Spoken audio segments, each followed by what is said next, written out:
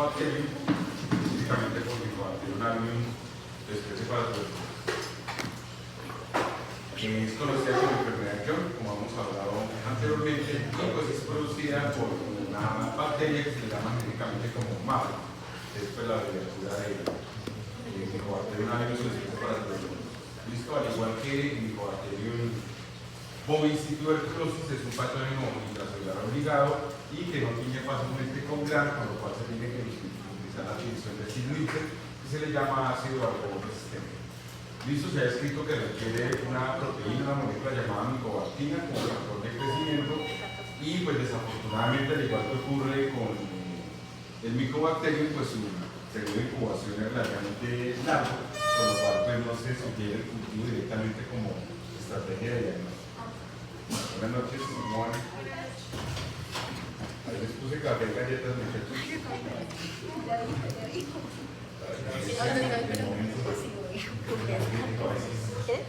Listo, se descubrieron, muchachos, que la diferencia genética más importante entre las Mycobacterium bovis y Mycobacterium avium, su especie para tuberculosis, es una inserción que se llama inserción 900 y es muy importante reconocerla porque es útil para el diagnóstico.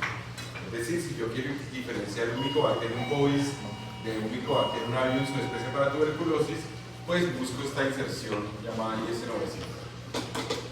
Se ha escrito que puede sobrevivir en suelos ácidos, siendo un poco más resistente que otros Mycobacterium, y pues participa un ciclo telúrico dentro de su transmisión. ¿Listo? Bueno, entre lo que se ha escrito, pues el pequeño rumiante se ha reportado en diferentes partes del mundo, por supuesto que en Colombia también, a pesar de que no hay reportes, digamos, internacionales, pues hay reportes nacionales. Dentro de la epidemiología se describe que los pastos que son contaminados con animales, con heces de animales positivos, pues pueden albergar la bacteria hasta por un año, es decir, por un periodo relativamente largo.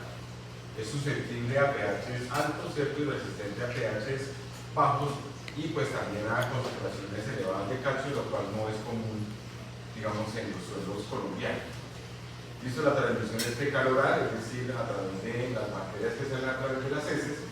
Sin embargo, pues se ha escrito también la transmisión por vía intrauterina, dado que ha sido posible, muchachos, aislar estos bacilos directamente en el endometrio de hembras gestantes. ¿Listo? Se ha escrito en hembras gestantes y no gestantes, por lo cual pues se considera que es posible que haya una vía intrauterina, ¿cierto?, de transmisión.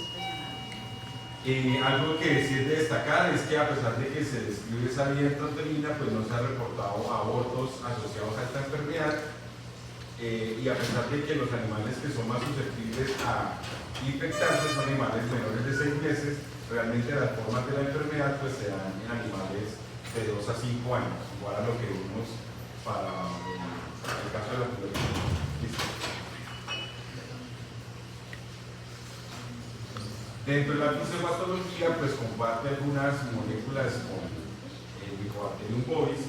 Sin embargo, pues se escribe en la presencia de una molécula llamada LAM, sin la P, LAM, que es el lipoarabinomanano, que impide la maduración del spartosoma. Abre ahí, Silva, que pena mandarte.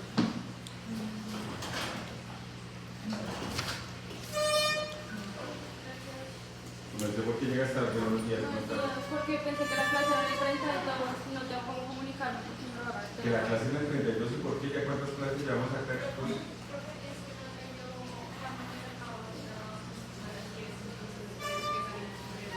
Ah, ok. No también cómo comunicarme. Pero es más fácil que avisen y yo les hablo, pero es que se traen de lo que están por los compañeros, no tanto por el que me lo sacaron. ¿Listo? Bueno, señores, entonces digamos que está el lipoarabinomanano, que es una molécula que impide la maduración del fagosoma y también inhibe la apoptosis de los macrófagos. Recordemos que las células macrofágicas, ciertos macrófagos, en el momento en el cual se encuentran infectadas, pueden expresar el ligando Fas y por lo tanto hacerse más susceptible a la muerte por apoptosis. Evita también la activación de la bomba de protones, la proteasa, y por lo tanto impide la acidificación del endosoma, que es exactamente lo mismo que hace en Mycobacterium bovis. ¿Listo? Inhibe la función fagosoma-lisosoma y pues por lo tanto no va a haber una destrucción de la bacteria intracelularmente. Son ustedes, chinos. Va a que le hable porque... Sí, déjame que va a que se la año. Ah, dale, pues, cabezón. Vamos a decir, muchachos, que además esta bacteria posee una molécula que queda en hierro que se llama bacterioferritina. A esa molécula también se le conoce como antígeno B. Listo, que puede ser detectado por serología y pues que tiene que ver con la capacidad de quedar el hierro por parte de estas bacterias. Listo, se ha demostrado que los microbacterias tienen una mayor sobrevivencia intracelular porque son capaces de inhibir los peroxinitritos o aquellos radicales libres dependientes del nitrógeno que supone que ustedes tienen en su inmunología, y eso se da principalmente por la presencia de alquilhidroperoxidasa. Las dos más importantes, HPC y HPC.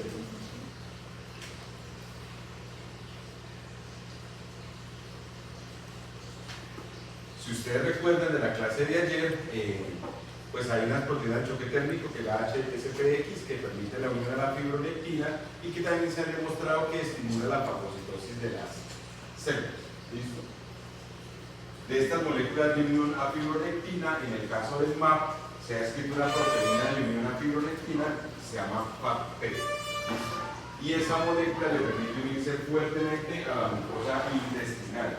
Recordemos que en el caso de la paratuberculosis, pues las patologías casi que netamente intestinales. ¿Listo? En la mucosa intestinal.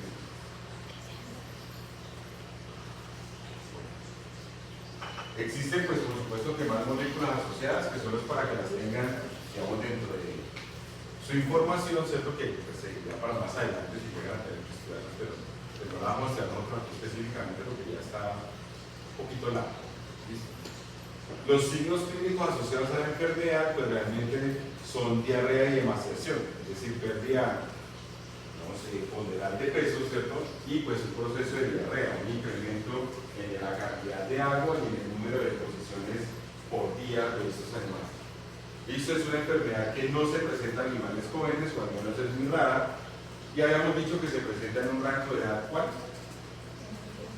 De 2 a 5 años, ¿listo? En estos animales sí se puede presentar edema generalizado, que lo llamamos técnicamente como anasal, ¿listo? Y los animales pueden evidenciar linfadenitis, ¿cierto? O inflamación de los nódulos linfáticos.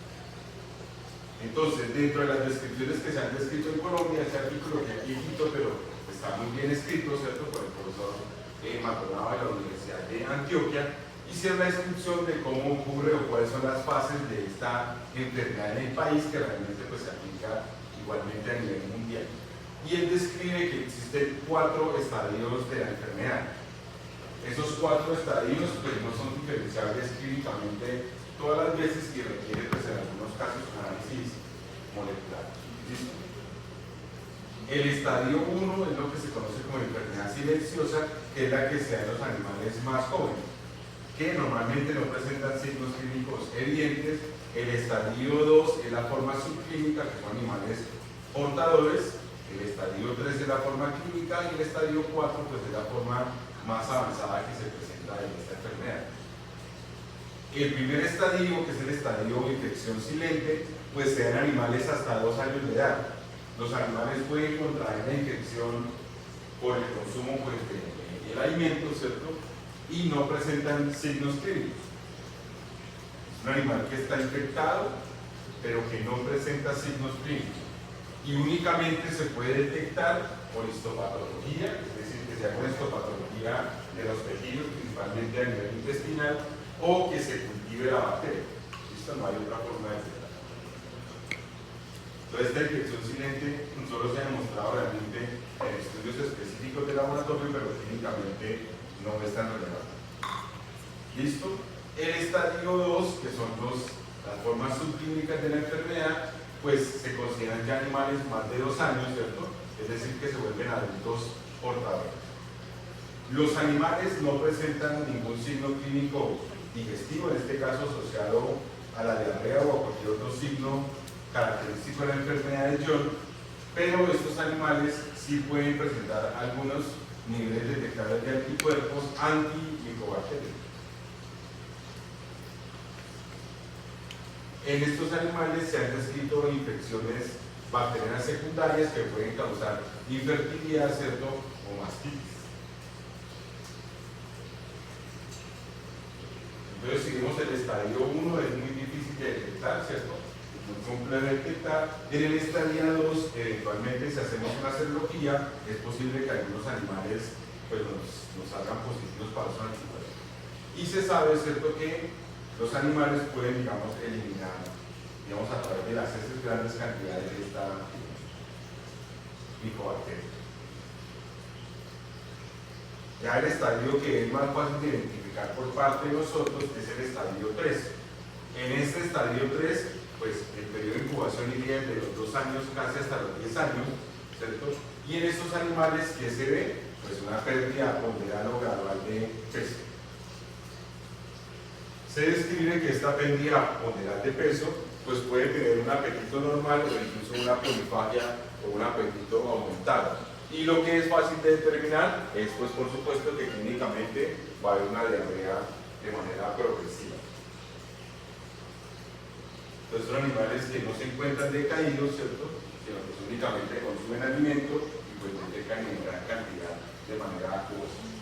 ¿Qué sí se sabe de estos animales? Que debido a esa incapacidad para absorber nutrientes, pues hay una disminución de la concentración de proteínas en el plasma de la albúmina y por supuesto de los ácidos grasos triglicéridos. ¿Listo? Algunos animales que hacen catabolismo muscular, es decir, que utilizan el músculo como fuente de energía, van a tener elevados los niveles de AST. ¿Listo? ¿Me ha preguntado eso o no? Tienen elevados los niveles de AST. En estos animales, debido a la reducción en las proteínas circulantes en sangre, muchachos, y la albúmina, se reduce la presión porohidrosmótica u oncótica, razón por la cual hay una tendencia al líquido de salirse o a salirse, perdón, de los vasos sanguíneos, lo que conocemos comúnmente como edema. ¿Listo? Y por último, la enfermedad clínica avanzada, que es el estadio 4, pues hay una emaciación más marcada, ¿cierto?, severa, y para ver ya signos clínicos asociados a ese desgaste muscular como letargia y debilidad, y en estos animales ya es evidente un edema principalmente intermandibular, ¿cierto?, o asociado, digamos, a las regiones abdominales cuando son hipostáticos. Se sabe que estos edemas pues, son principalmente por una hipoproteinemia, por una disminución en la concentración de proteínas sanguíneas, principalmente de albúmina, y por lo tanto reducción de la presión porohidrosmótica. Se va a ver, pues, por supuesto, esa emaciación o caquexia y diarrea. Los animales, en muchos casos, ¿cierto?, lo describen, pues, están muy emaciados, muy consumidos, ¿cierto?, y pues no son aprobados para el consumo. ¿Listo? Se ha escrito que la muerte, pues, por supuesto que está asociada a la desnutrición y a un grado severo de deshidratación cuando, pues, no son hidratados correctamente. Los animales, ¿cierto?, pueden presentar pues, este edema intermandibular, la acumulación de ese líquido, y en algunos casos pues, edema hipostático asociado a la región pectoral o torácica, ¿cierto?, o abdominal. ¿Cierto? Sin embargo, los animales tienden a ser caquéticos, ¿cierto?, donde se ven pues, las impresiones costales, ¿cierto?, y las tuberosidades coxales y demás. Los animales además tienden a presentar un signo clínico llamado enoftalmia o endoftalmia, que hace referencia a un hundimiento o una retracción del globo ocular. Y esa retracción, muchachos, obedece al consumo de la grasa retroorbital y periorbital, es decir, la grasa que tenemos directamente detrás del ojo. ¿Listo? Recordemos que esa grasa, ¿cierto?, a diferencia de la grasa que tenemos en la panza y en otros lados, es una grasa de tipo parda, es decir, que se consume más rápido, y es la razón por la cual, pues, en muchos casos, ustedes están ojeras por estudiar los avances. Entonces, consumen esa grasa rápidamente y pues, fácilmente el ojo se ve más hundido de lo normal. Bueno, anatomopatológicamente, pues, se hay unos hallazgos importantes, ¿cierto? Se da principalmente, pues, en la región más posterior, ¿cierto?, en el línea del intestino delgado y en las porciones del ciego y del colon. ¿Listo? Que se evidencia que los animales presentan una mucosa intestinal que tiende a estar engrosada, los pliegues son más gruesos, y eso se ve más corrugado. Y eso se presenta pues, en la porción final del ilio, como les decía, en las válvulas iliocecal y cefocórica, y pues por supuesto que en el colon. Los linfonodos pues, pueden estar edematizados o aumentados de tamaño e incluso pueden presentarse linfangiectasia, ¿cierto? O linfangitis de los vasos linfáticos intestinales. En el caso de la histopatología, pues se pueden evidenciar en las placas de Pelle pues, infiltrados, digamos, de algunas células, ¿cierto? En exceso, un infiltrado inflamatorio. Recordemos que diagnosticar ese tipo de infiltrado pues, es un poco más complejo, dado que la placa de Pelle per se es un linfonodo pequeño. Entonces se ve un exceso de líquido, ¿cierto? En ese intestino, ese contenido intestinal, y pues se pueden ver los linfonodos, ¿cierto? Aumentados de tamaño y tienden a estar turgentes, es decir, con mayor cantidad de líquido. Cuando se hace, digamos, la necropsia, pues se ven esas pequeñas corrugaciones, ¿cierto? O arrugas sobre la superficie intestinal, y algo importante es que se ve un engrosamiento o una mayor densidad, ¿cierto? De esas pliegues en la mucosa.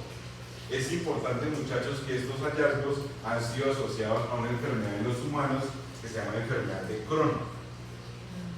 Esto que alguna vez tuvimos una discusión con una persona por ahí en el CENISPA, con un profesor de otra universidad, pues porque él decía que no, y ya hay un trabajo de hecho de eso publicado.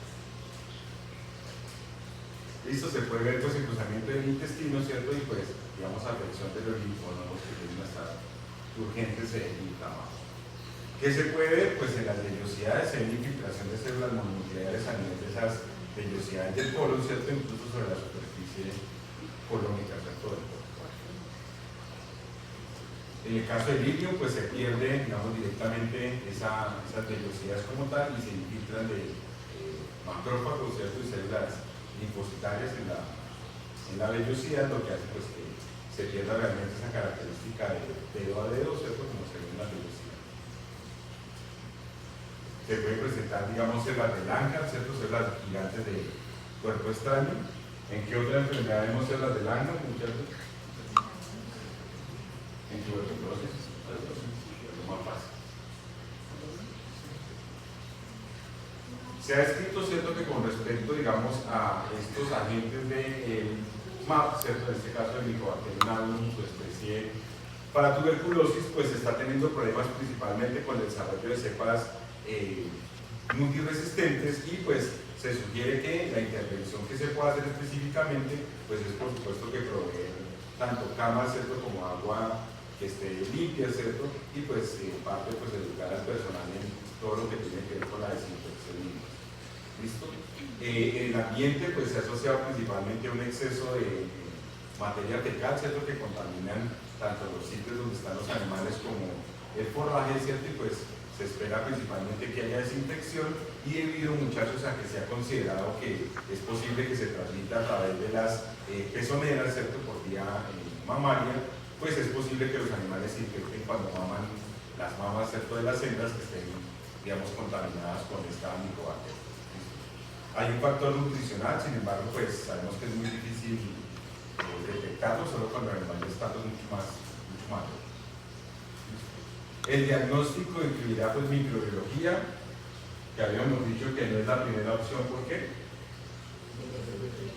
Muy demorado su crecimiento, o sea, un tiempo de incubación muy largo, lo cual hace pues, que no podamos tomar una decisión relativamente rápida.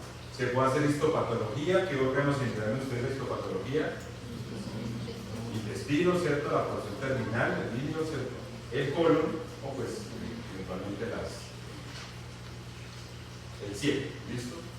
Se puede hacer la prueba de ionina, que ya la vimos ayer, ¿cierto?, que la hematuberculina, pero con la proteína purificada de Mycobacterium, su especie para tuberculosis. Se puede hacer ELISA, la cual es viable. ¿En qué estadio, muchachos? ¿En qué estadio de la enfermedad la ELISA es viable para el diagnóstico? De 2 en adelante, ¿cierto? Sin contar que hay animales que pueden ser negativos, sería realmente pues, de 3 en adelante. Se puede hacer inmunodifusión en gel de agarosa, ¿cierto?, que es la misma prueba de Coggins, ¿cierto?, que se hace para la inmunoinfección equina, que vemos en el capítulo de equinos, Y como les decía anteriormente, pues se puede hacer PCR, ¿cierto? Específicamente para la infección 900, que es propia del Mycobacterium subespecie para poder.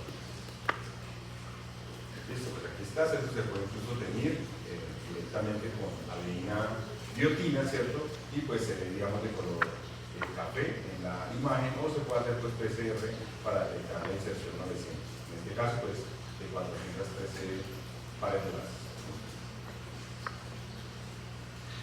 Y como les decía, pues ya hay un trabajo que se hizo, de hecho, hace mucho tiempo, donde describían las similitudes que tiene la paratuberculosis que le dan los bovinos con la enfermedad de Crohn que le dan los humanos, en la cual particularmente se ve un engrosamiento de las paredes, de los pliegues intestinales que cursa con diarreas crónicas en los humanos.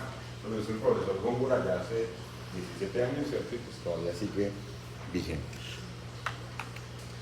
Entonces, muchachos, ¿habrán algunas diferencias entre tuberculosis y paratuberculosis, aparte del para? ¿Qué creen ustedes? ¿Duran al mismo tiempo? Casi al mismo tiempo, ¿cierto? ¿Afectan los mismos tejidos? No, la tuberculosis, ¿qué afecta? El pulmón, ¿cierto? Eventualmente el intestino. Ya hemos dicho que en la tuberculosis miliar se afectaba ¿qué? El hígado, los órganos parenquimatosos, ¿cierto? En el caso de la paratuberculosis se afecta ¿qué órgano? El intestino. En cualquier estadio se afecta el intestino. ¿Estamos claros hasta ahí? Las pruebas son las mismas para diagnóstico. El mismo tipo, pero con diferente antígeno, ¿cierto? Pero son básicamente la misma microbiología. La ELISA si se requiere, ¿cierto? La prueba de iodina y pues el PCR IS 900 específico para tuberculosis. Bueno, vamos a ver una enfermedad que para ustedes debe ser más fácil porque ya vieron rabia canina, pero es un poquito más simple. En el caso de la rabia canina, ¿cuál es el transmisor, muchachos? ¿Cuál es el principal transmisor de la rabia canina? ¿Qué es canina? La mordedura de un perro, ¿cierto? De un gato que pues, esté afectado. En el caso de los bovinos, muchachos, pues participa esos animalitos muy bonitos que tienen pues ciclos muy importantes en la naturaleza, principalmente de polinización y demás, que se llaman quinópodos, ¿cierto? O murciélagos.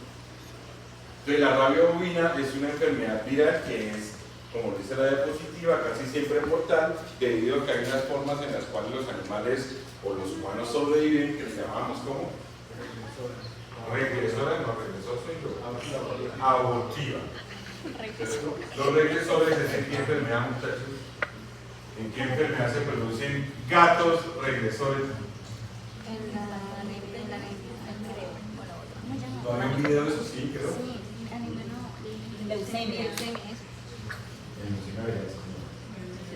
Bueno, vamos a decir que la rabia bovina es transmitida, muchachos, por un murciélago hematófago.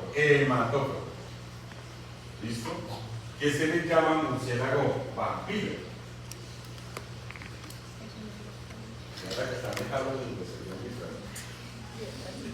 Un murciélago hematófago. ¿Listo? Es decir, que consume sangre, ¿cierto? Para sobrevivir. Es importante, muchachos, que se reconozca la fisiología, la anatomía o morfología de estos murciélagos, porque desafortunadamente, muchachos, pues han muerto otros murciélagos que no son reconocidos como hematófagos y que los matan porque pues, no saben cómo son. Listo, el INCA es un programa de sensores donde ha capacitado a personas en el campo para que pueda pues, diferenciarlas, y nosotros hicimos una publicación con un chico que se llama Jimmy, con el apellido de Jimmy, en el cual pues se hizo, digamos, en la tesis de aparecen los dibujos hechos a mano, ¿cierto?, de cada uno de los murciélagos que capturamos para que se pueda identificar cuál es hematófago y cuál no. Pero es relativamente fácil. ¿Listo?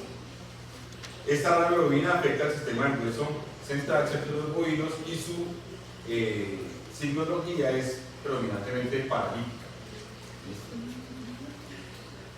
Bueno, es un ratovirus del género Lyssavirus. ¿Qué otro ratovirus hemos visto, muchachos? ¿Cómo son muchos todos? Uno es el de la rabia, y el otro es un Lyssavirus, y el otro, ¿no se acuerdan? ¿Se han estudiado al fin para pasar el parcial, no decirlo? ¿Lo consultaron con la almohada? Pero lo que pasa es que el quinto tiene parciales jueves, alemán básico. ¿Quinto quiénes son ustedes? ¿Son de quinto? Sí.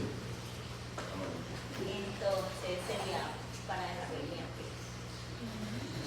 El miércoles para de parcial, sí. Entonces técnicamente ustedes tendrían parcial este miércoles que viene, ¿sí? Es decir, el jueves terminamos, no espero las clases, no creo que terminemos hoy, y tendríamos parcial el otro miércoles también, ¿sí? Sí. Nos faltan 10 enfermedades. Ya vimos tuberculosis, que es la que realmente es la 12, ¿cierto? Pero pues que yo la había contado mal porque marqué dos pegaciones como 8 por error. Profe, ¿y no se podría dejar ese parcial para el 30? ¿Para No, el cuándo? 30 tenemos. Para la primera semana. O para el 31 de octubre y lo celebramos en el año acá. Yo le llego a distancia. Entonces, ¿cómo es? Pero es que me preocupa el parcial. ¿Qué quinto es más complejo? Claro que todos los semestres son igual de complejos, todos los meses están chillando ahí por aplazar. Pero bueno, les sugiero porque lo importante es que tengan tiempo para estudiar, ¿sí? Pero les va a quedar yo creo que un parcial encima de otro. O sea, pero no. Quedaríamos muy atrasados si lo ponemos para la primera semana de noviembre. No, yo no tengo problema. El problema es que como seguimos viendo tema, pues le va a llegar el otro también seguido, ¿cierto? Entonces, hagan ustedes, ahorita cuando terminemos, ¿cierto? Ustedes se reúnen aquí y se pueden aprender entre ustedes, que yo no sé qué, y pues todo lo que ustedes se dicen. Y cuando terminen, dicen, profesor, decidimos que estas son las fechas. Y listo, y ya lo que fue, fue. No pueden llegar allá y cambiarlo que porque tengo monogas, que porque tengo patineta, que no. Ustedes saben, ¿no? No sé qué importa lo que tengan. Bueno, señores, el otro retrovirus es un vesículovirus, que es la estomatitis vesicular, ¿cierto? Bueno, vamos a decir que como es un retrovirus, pues es un virus, ¿cierto? En forma de proyectil, o sea, en forma de bala, que tiene sobre su superficie una glicoproteína G, que es muy importante para el anclaje a nivel de la unión neuromuscular y para la unión a la lineína que le permite moverse de manera retrógrada. El serotipo, al igual que ocurre con los caninos, ¿cierto? Pues es principalmente el serotipo 1 que afecta tanto murciélagos insectívoros como murciélagos hematófagos. Algo que es claro, muchachos, es que los murciélagos que son insectívoros o frugívoros, ¿cierto? Que comen insectos o que comen frutas, pues por supuesto que no van a transmitir la enfermedad, la infección. ¿Listo? Sin embargo, sí se ha demostrado que sirven de reservorios. Hay un trabajo que se hizo aquí en el país que se los comparto brevemente. Dentro de estos virus, al igual que ocurre con los caninos, pues hay virus de la calle, ¿cierto? Y virus fijos, y estos virus fijos, pues normalmente se utilizan para la vacunación, dado que pues, no tienen la capacidad de invadir las glándulas salivales. ¿Listo? Los periodos de incubación ya son específicos, en este caso cercano de 4 a 6 días, y por eso son virus vacunales, mientras los virus que se llaman de la calle, ¿cierto? O nativos, son virus que tienen tiempos diferentes de incubación y que pueden invadir las glándulas salivales, que son los que infectan a los animales. ¿Listo? Dentro de la epidemiología, pues como les decía, ya hay trabajos que se han hecho en el país donde se han estudiado en las cuevas pues la presencia de Lesbulus rotundus, que es la especie de murciélago hematófago que afecta aquí en el país. ¿Listo? Sin embargo, esos animales conviven en las mismas cuevas, ¿cierto?, con otras especies que no son hematófagas. Y lo que se ha demostrado es que dentro de esos animales, ciertos animalitos, algunos insectívoros, ¿cierto?, digamos, pueden tener o llevar variantes de la rabia, ¿cierto?, a pesar de que no la transmiten. Es decir, un animal que es insectívoro, pues no va a ir a morder una vaca, ¿cierto?, para transmitirle o chuparle sangre y demás. ¿Listo? Las variantes pues están aquí, ¿cierto? Desde la 1 hasta la 8, que son de importancia, digamos, en Colombia, la 1, la 3, la 4, la 5 y la 8, y pues la 1, que es la más común, ¿cierto?, que se transmite en el perro, y la variante 4 y 3, ¿cierto?, junto con la 5, que pues, se transmite a través de estos.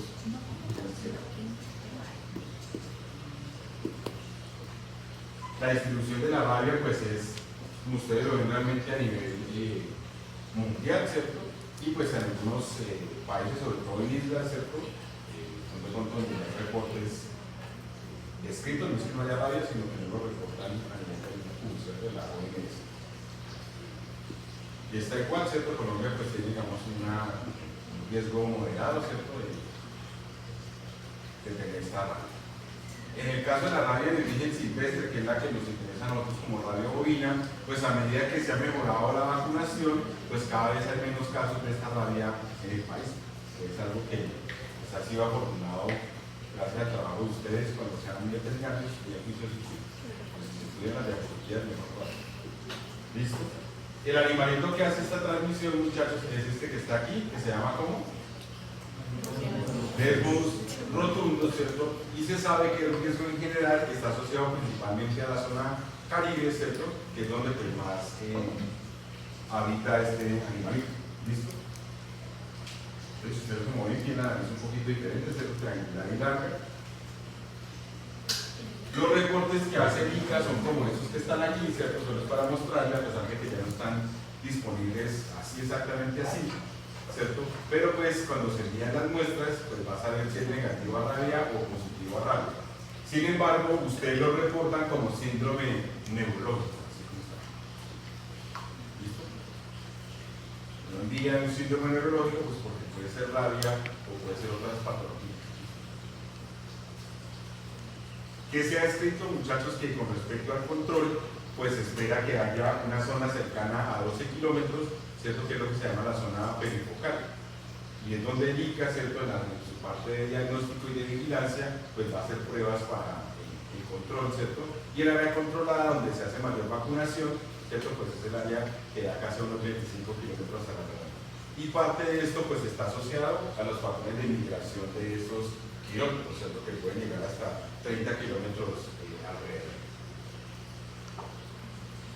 Bueno, lo mismo, ¿cierto? Ocurre frente a lo que se ha escrito en la vida silvestre, en los mascotas, ¿cierto? En los humanos y en el ganado, siendo así que pues hay unos picos que se han presentado de esta rabia en las mascotas, a pesar de que el control se ha hecho mucho mayor.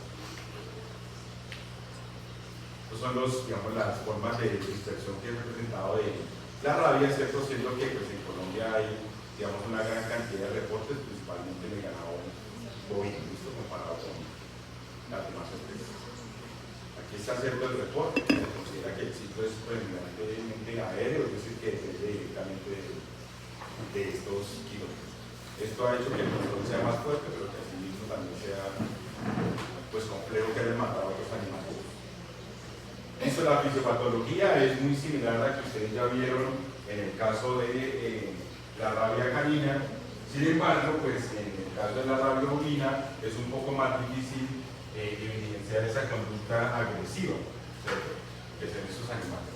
El virus pues ingresa a través de la piel o mucosas a partir de la mordedura de quirópteros, ¿cierto? E invade las células musculares donde se replica y pues permite que haya una replicación en la placa motora, ¿cierto? En esa placa neuromotora, y de allí pues puede ir migrando de manera retrógrada a los nervios periféricos, luego los ganglios dorsales, llega a la médula, luego llega el encéfalo y luego el encéfalo se disemina hacia los nervios periféricos.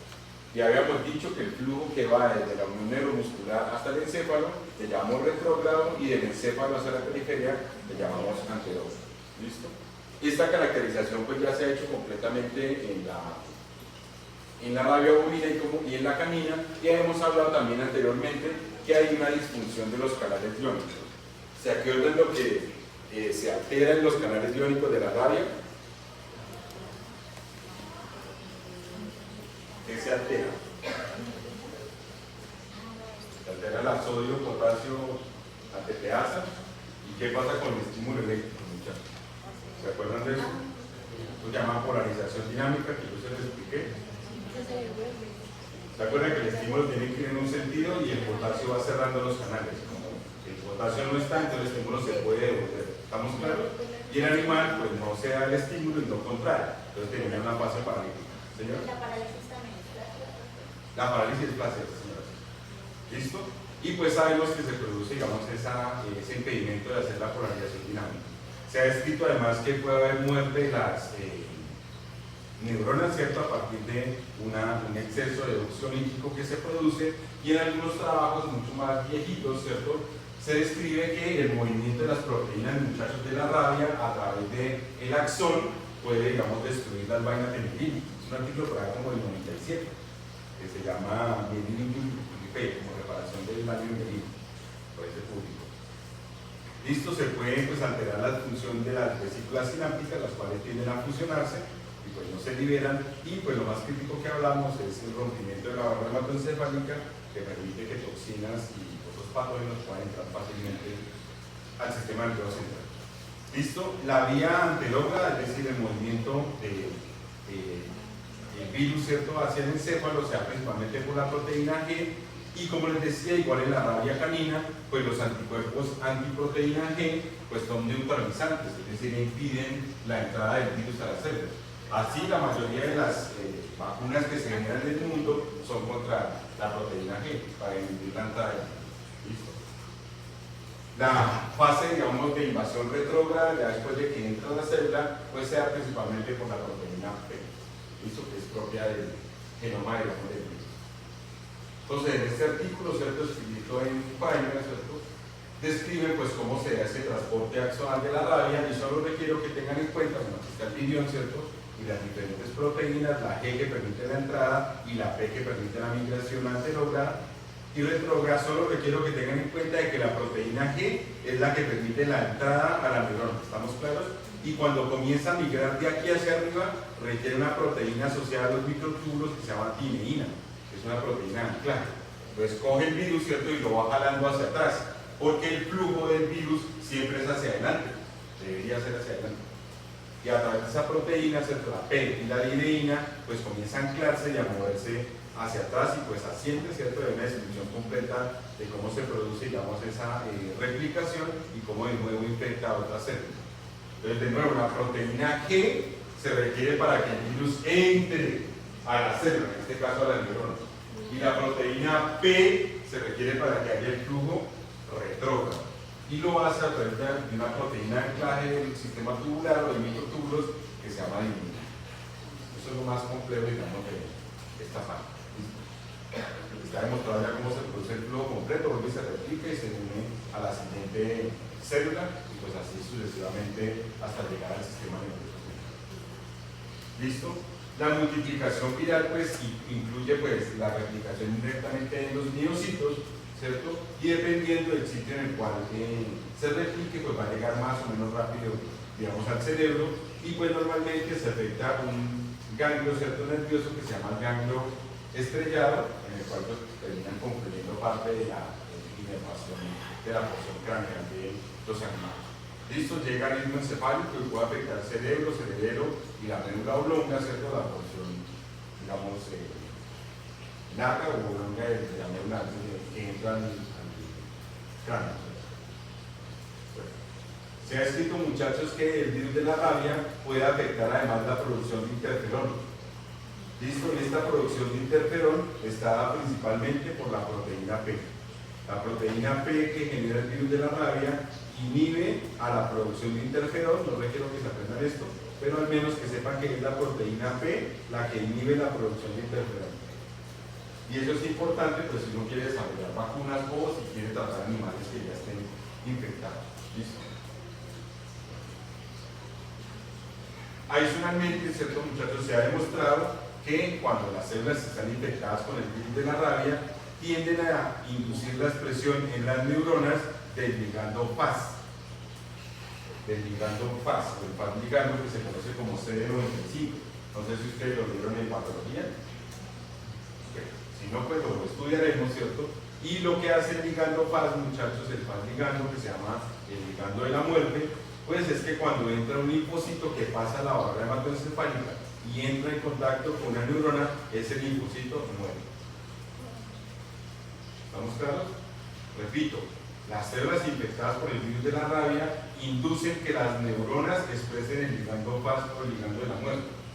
Y ese ligando de la muerte, cuando entra en contacto con un linfocito que penetra la barrera hematoencefálica, hace que el linfocito muera, lo cual incrementa pues la supervivencia presencia del virus y realmente disminuye en parte la respuesta inmunológica a nivel del sistema nervioso central. Dentro de la cronología, es decir, el tiempo que se mueve, pues los virus vivos ya están descritos, ¿cierto?, el tiempo en el cual ocurre esa migración, teniendo en cuenta que se da más o menos entre 96 a 110 horas post-infección, y pues estas células pueden morir, ¿cierto?, entre 130 a 168 horas post-infección. Y en el caso del virus de la calle, que digamos presenta algunas variaciones, en promedio pues se demora 120 horas en llegar a los ganglios espinales y puede llegar a las 192 horas al sistema nervioso central. Y dependiendo de la infección, ¿cierto?, pues puede haber una parálisis y muerte hasta 210 horas posibles. Y eso por supuesto que de manera experimental. La infección natural puede tardar mucho más tiempo. Existe por supuesto que una rabia abortiva, que también la vemos en los caninos, y ocurre cuando hay pues una sobrevivencia a la infección, que es algo que no es común, pero se sabe que en estos animales, cuando se han hecho cortes histológicos, por supuesto post-mortem, pues hay una masiva infiltración perivascular, eso que habíamos llamado antes mamíferos perivasculares. Listo, los animales presentan gliosis y alrededor de las neuronas se presentan células de la glía, que se le llama como una sartenetrosis.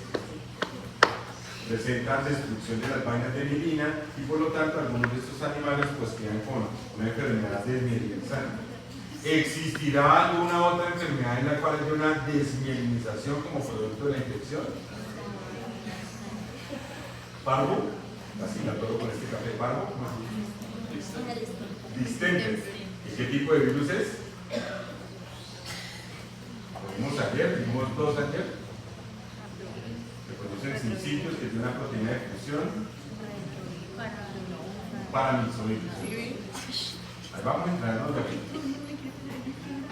Ya como no hay examen final, ya no están completos. Los signos clínicos pues inician por supuesto con una pérdida de apetito, ¿cierto?, con ansiedad de estos animales, pueden presentar las pupilas dilatadas o el pelo erizado y pues se encuentran inquietos. En estos animales pues se da manifestación de temor que viene acompañado pues de una agresividad transitoria. Sin embargo, muchachos, pues la agresividad en los bovinos no es igual que en los caninos, ¿cierto? ¿Cómo uno hace para saber que el bovino está agresivo, que está bravo? ¿Que lo bloquea uno o qué? ¿Se va? ¿No me hacen entender como nosotros? Quita la fruta del feliz. ¿Cómo un bovino ataca? Escuchamos aquí a Natalia que se habla de cómo un bovino ataca, cómo es la agresividad de un bovino. Que ya no. ¿Cómo un bovino ataca? Imposible. ¿Cómo hace para saber que una vaca lo va a atacar a uno? Porque le saca así un cuchillo. Esa nos toca a nosotros.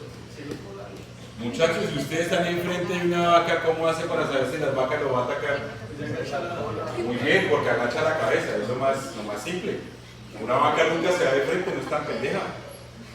Ya siempre agacha la cabeza porque lo tiene que levantar a uno. ¿Cómo hace una vaca? O lo coge uno entre las piernas. No pasa. ¿Estamos claros? Entonces hay conductas agresivas y siempre es agachando la cabeza pues para atacar, ¿cierto? Muy diferente a un ovino o un caprino, ¿cierto? Normalmente como tiene esos cuernitos pues se levanta para bloquear la bomba. ¿Estamos claros? Bueno, se sabe, como lo hablamos también en la rabia canina, muchachos, que esa agresividad normalmente está asociada pues al sistema límbico. Y hay que tener claridad que hay ciertas razas que son más agresivas que otras. Es decir, hay razas que son un poco más dóciles. En ese caso, las que pertenecen a los Bos taurus, ¿cierto?, tienden a ser más dóciles que las Bos taurus indicus. Las índicas son un poquito más agresivas. Los animales pueden presentar disfagia, ¿cierto?, una dificultad para consumir el alimento, o dislipsia, que sería esa dificultad para tomar líquido. ¿Listo? Después de que pasa esta fase de agresividad, ¿cierto?, y de temor, los animales pueden presentar ataxia, es decir, una incoordinación de los movimientos que normalmente cursa con un incremento del plano de sustentación.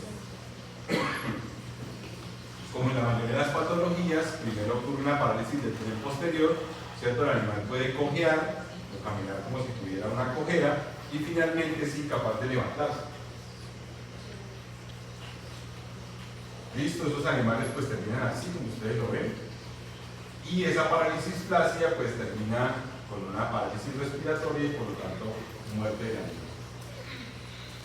En esos animales pues por supuesto que se pueden ver con lesiones propias, digamos, de la mordedura donde hay sangrado, y algo muy importante, muchachos, es que en la mayoría de los casos, y hace parte de que el diagnóstico sea un poquito más fácil, los quirópteros, muchachos, después de que chupan, repiten. Es decir, que vuelven a chupar al mismo animal. Es decir, que no pueden tener animales centinelas, ser un animal y esperar que lo muerdan y dejarlo todo el día y vuelven y los cazan. ¿Estamos claros? El tratamiento, de hecho, que se hace es inocular esta zona, ¿cierto?, con una crema que se llama vampiricida, porque se sabe que el animalito va a volver a chupar al mismo animal. Va a volver a chupar al mismo animal. ¿Estamos claros hasta ahí? Los vampiricidas o las cremas vampiricidas son normalmente anticoagulantes, warfarínicos de primera o segunda generación, y lo que hace es que cuando el animal se afecta, ¿cierto?, pues termina siendo incapaz de coagular la sangre. Entonces muere por hemorragia interna. ¿Estamos claros? Ahí está el bichito, ¿cierto? Muy bonito alimentándose. Normalmente lo hacen de noche, ¿cierto? Pero es tan difícil hacerlo. Y pues en eso de histopatología, que ya para ustedes es muy fácil, que es su merced, la que se colaba en las clases. Un manguito perivascular. ¿Qué órgano será este? ¿Un pulmón? Un cerebro, ¿cierto? En radio nos interesa es el cerebro. ¿Listo? Sin embargo, muchachos, se ha demostrado pues, la presencia de estas cosas que están aquí, que son ¿qué? Las inclusiones intracitoplasmáticas muy eficientes, veanlas acá. Corpúsculos de Negri, ¿cierto? Cuerpos de Negri.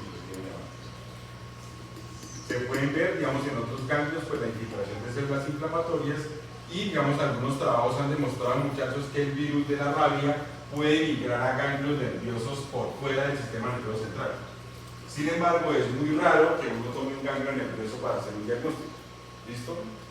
Pero pues hay diferentes descripciones de eso y de hecho hay, digamos, afecciones de ganglios espinales, como ustedes lo ven acá, y se forman estos nódulos que se llaman así, enageotos. ¿Listo? Pero es solo para demostrarles a ustedes que pueden tomar otros órganos diferentes al sistema nervioso central. ¿Listo?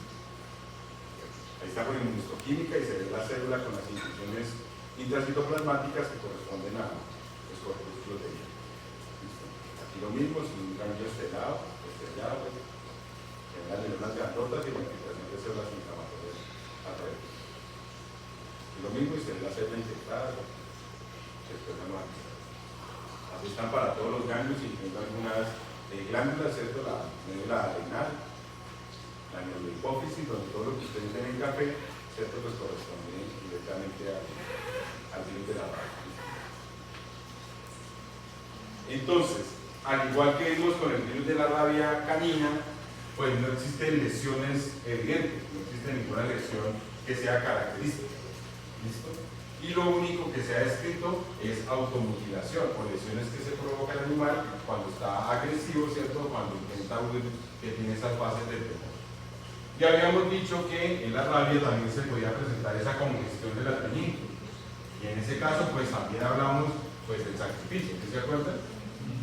Cómo sacrificaban un perrito y que por ahí los mataban a palos. Entonces la pregunta es, ¿cómo se sacrifica una vaca, Natalia? Ahora sí se le toca. ¿Cómo se sacrifica una vaca? En una finca, ¿no? Porque con el perro cautivo. O sea, uno va a una finca y, señor, présteme su pistola de perro cautivo y la abre con clave digital. ¿Sí? ¿Así es? ¿Será? ¿En qué país viven ustedes, muchachos? Bueno, pensemos que somos de buenas y en un lado tiene una pistola de perro cautivo, pero la tiene descargada. Se le acaban los perros. ¿Qué hacemos? ¿Un macetazo? Uy, no, pero tiene que tomar fuerza de pronto, ¿no? Que pega a los perros. Tiene que tener mucha fuerza para matar una vaca de un macetazo, es duro.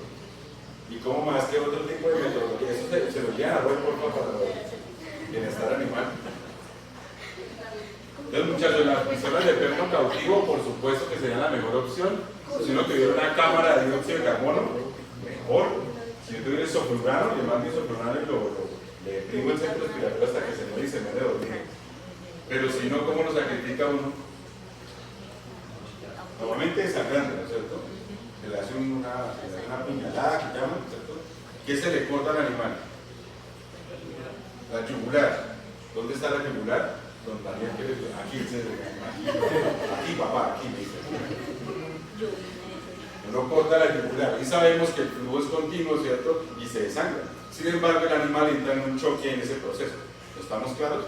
Eso es lo que tienen que tener en cuenta. Y el animal centraliza la sangre. ¿La envía en dónde? Entonces, ¿a dónde la envía?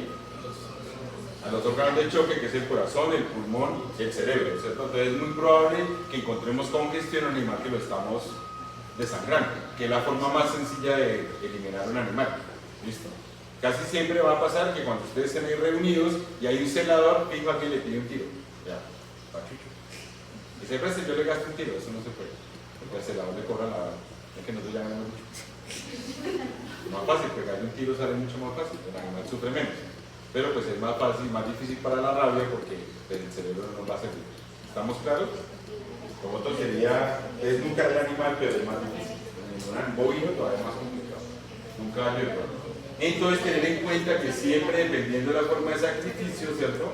Pues se revise la condición de ese sistema nervioso central. Dado el caso, repito que el cerebro es un órgano de choque. ¿Listo? Es un órgano de choque.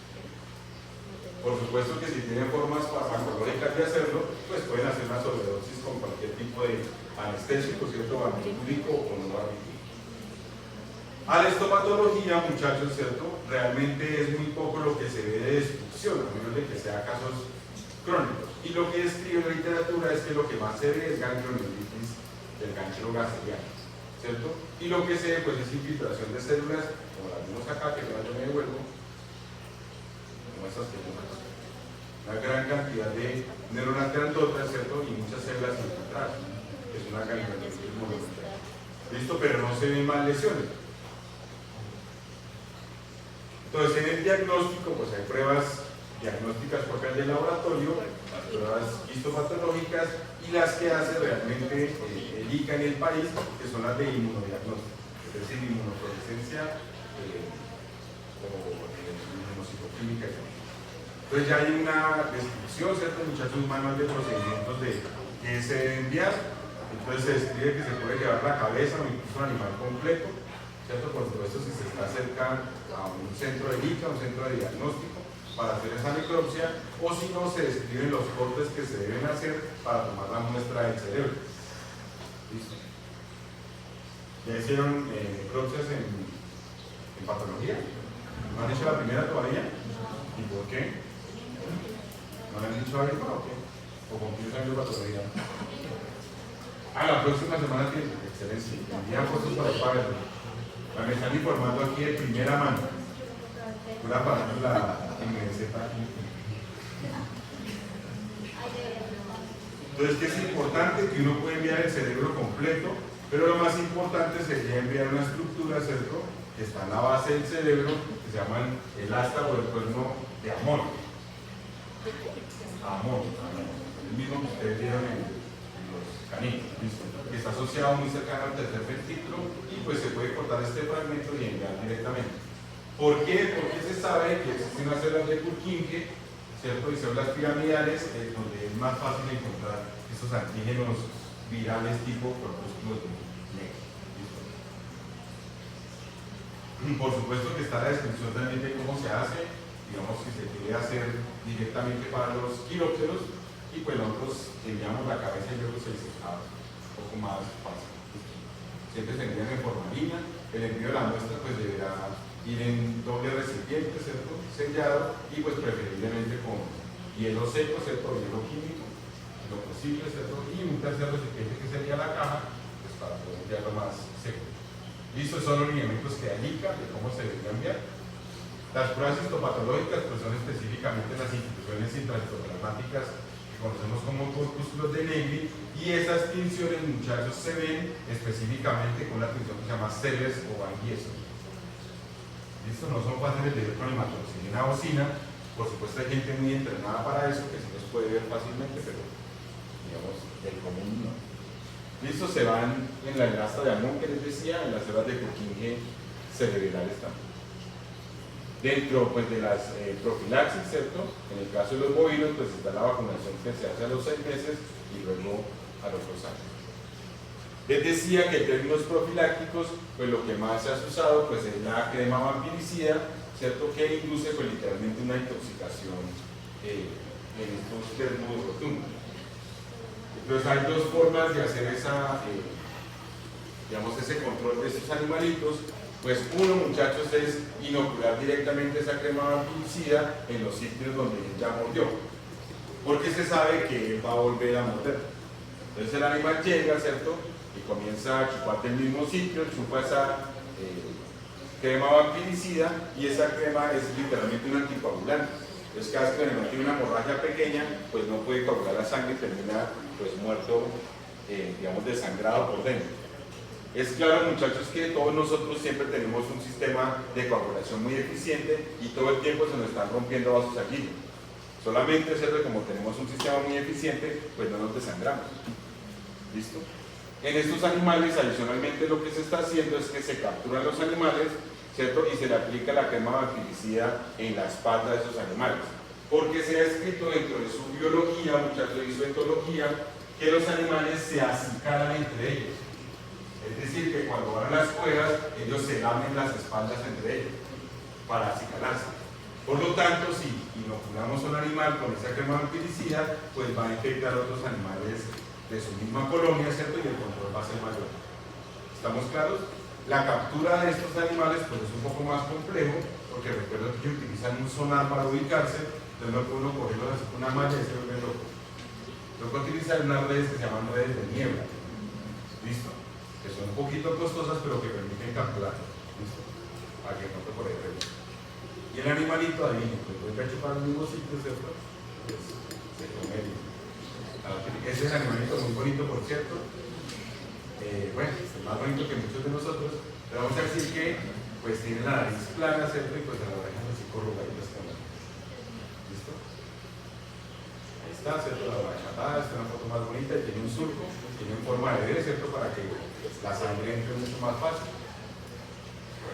Y les decía, muchachos, que el ICA específicamente pues generó algo que ellos llamaron sensores, y son pues tanto sitios donde se puede hacer la notificación como personas que están capacitadas para pues hacer el diagnóstico, no de la rabia, ¿cierto?, sino de los animales compatibles con síndrome neurológico.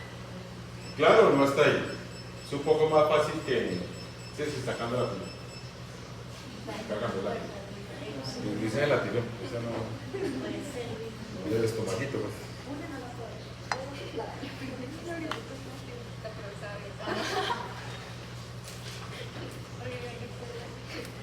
Profe, le iba a decir que me estaban diciendo que si podemos hacerla. ¿Te estaban diciendo quién? ¿Ellos? No, mis compañeros. Ah, por eso ellos. Si podemos hacerla el lunes antes de la práctica, o sea, el 27, si tienes disponibilidad. El lunes antes de la práctica, por fuera ¿y todos están de acuerdo? Pues es una propuesta que me dijeron, o sea, el 27 es un lunes. Pues yo no tengo ningún problema. El único problema, muchachos, de que se haga por fuera del horario es que si alguien no puede por alguna razón, pues más difícil. Ese es lo único, ¿sí? ¿Para qué? Señora, que la compañera no puede. Y en la mañana. ¿Que cancele? No, no cancele. No, y en la mañana. ¿Lo después en la mañana? No, yo no puedo. Yo tampoco puedo. Tengo clases. Por robarme una galleta. Es que creo que me toca.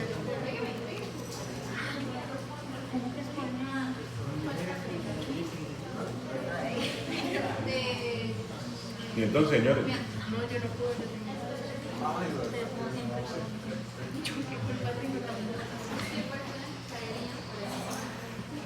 ¿Qué haces muy Pero el lunes por la tarde.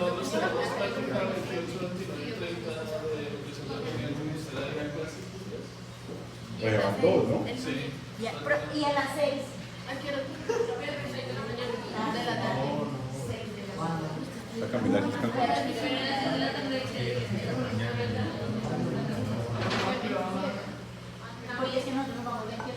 No, Daniel, yo no haría clase porque pues no hay nadie. Habrá uno o dos personas. Es que mira, para esa semana tenemos prácticamente 30. Después Y el viernes ya dijo que no va a ir el viernes. Y el viernes no se nos va a juntar con los comerciales. Lo vamos a hacer en la primera semana de noviembre. Y de igual pero todos los malditas clases. Igual el profesor de Romiante asumo que va a dar las horas. pero sí, te va a recuperar la clase con la No, y como él soluciona, no hay alguna manera. O sea, Daniel, sí, bueno. A cada solución le tiene un problema. De 2 a 6, de 1 a 6. Entonces, ¿qué hacemos?